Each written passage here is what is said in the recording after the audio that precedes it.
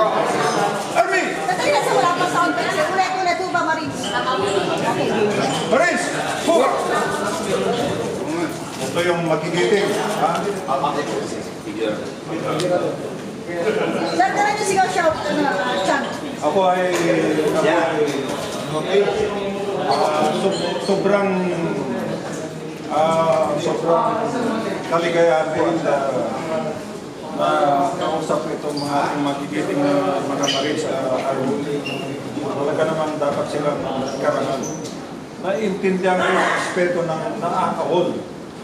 Dahil may mga sundalo kong nakakahol. Pero sundalo pa rin sila. Mapatawad, balik sa servisyo kung hindi man, ay talaga hanggang ngayon, sarili ko pa rin sila. Kung sa Mindanao, para mga ibang units ko sa Luzon. At palagay ko, dapat lang napakinggan natin siya. Dahil ito na nga, meron na silang sinasabi di. Tingnan natin kung nagsasabi sila ng totoo, investigate natin. Diba? Hindi yung sasabihin mo na, discharge yan walang kwentang tao. Hindi, retiree ito.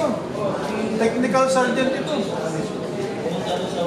Ito nagka-problema yung isa na natanggal sa UN peacekeeping force. Dahil mayroong pagkakamali doon sa Middle East.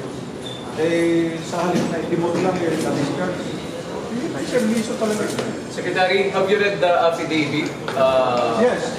Tagalog at sa English version. And kayo po ay naghahayag ng suporta? Yes. Full support ako. Full support ako sa kanilang pagsasabi at full support din ako sa kailangan na pag-imbestiga.